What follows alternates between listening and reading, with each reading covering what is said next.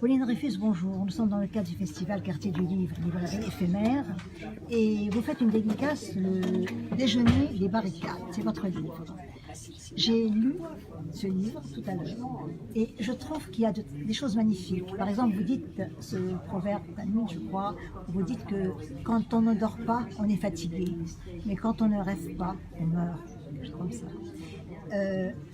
Pour quelqu'un qui n'aurait pas lu votre livre et qui ne sait pas qu'il s'agit justement de se prier à l'hôtel Meurice, etc., que diriez-vous du Déjeuner des barricades, vous qui n'étiez pas né à l'époque? Le Déjeuner des barricades, c'est une vision d'abord cocasse, ironique et satirique de mai 68. Et c'est en plus une vision inédite de mai 68, parce que c'est pas mai 68 au quartier latin, c'est pas mai 68 dans les usines Renault, c'est mai 68 dans un palace. Un palace qui est plutôt a priori le symbole de l'ordre, de luxe, de la stabilité économique. Et pourtant ce palace-là, qui est le Meurice, a été lui aussi contaminé par la fièvre de la contestation. Ce palace a voté l'autogestion, a mis à la porte son directeur et a participé à sa façon à la révolution du printemps 68. Vous dites justement quelque chose qui m'a frappé sur l'autogestion, que le personnel découvrait à la fois la difficulté de l'autogestion, mais en même temps la liberté de l'autogestion.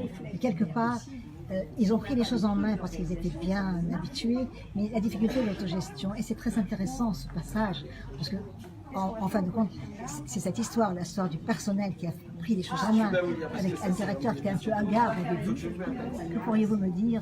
C'est-à-dire que l'autogestion, c'est une utopie magnifique, mais c'est une utopie qui se fracasse forcément sur le réel et qui se fracasse très vite dans un endroit comme un palace, qui est un endroit où les tâches sont très spécifiques, très hiérarchisées, et elle est impraticable. Dans les faits, elle a duré 3 jours. Moi, mon récit se déroule sur une seule journée, mais elle ne pouvait pas durer plus. Il y a un film très amusant qui se passe en mai 68, que vous avez peut-être vu, qui s'appelle Le Redoutable, sur Godard en mai 68. Et Godard, lui aussi, épousant les idées de mai 68, décide de pratiquer l'autogestion sur le tournage du film qu'il est en train de tourner. Et alors c'est une catastrophe, parce que tous les matins, l'équipe du film se réunit en assemblée générale et on vote pour savoir qu'est-ce qu'on va faire aujourd'hui. Et donc il n'y a plus de patron, là où normalement le réalisateur devrait décider. Non, on a besoin d'un chef. Il y a aussi, j'avais entendu quelqu'un dire, c'est une période où la France se relevait et tantôt elle se relevait, tantôt elle tombait. Enfin, c'était un peu imagé comme histoire. Pour vous, ce qui s'est passé dans ce palace, c'était dans une sorte de ils étaient à flux tendu en permanence dans tout ce qui se passait pendant cette signature, enfin ce prix.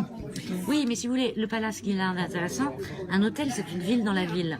Et donc ce qui se passe dans l'hôtel, c'est en réduction ce qui se passe dans tout le pays.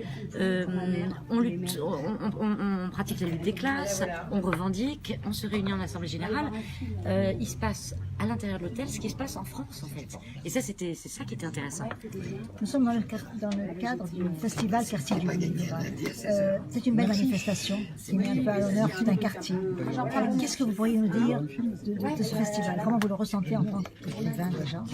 Mais d'abord c'est un festival que je connaissais pas, mais je trouve ça très judicieux de fêter mai 68, de parler de mai 68, place du Panthéon, parce que s'il y a bien un quartier où les événements se sont déroulés, c'est ici. Avant de vous dire j'aime beaucoup votre écriture. Elle est caustique, elle est drôle, elle donne beaucoup d'informations en même temps, des informations sur l'humain, dans ce brouhaha de l'hôtel en quelque sorte. Pauline Dreyfus, que pensez-vous qu'est-ce que veut dire pour vous une dédicace? J'en fais beaucoup. Je vais vous faire une réponse très banale. C'est une occasion de rencontrer des lecteurs. C'est plus facile de parler avec eux quand ils ont déjà lu le livre, plutôt que d'essayer de les convaincre de l'acheter.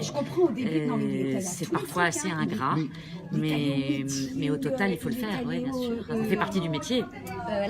Merci beaucoup. Je vous en prie. C'était la librairie éphémère Jeanne Orion. Un grand merci. Merci à vous.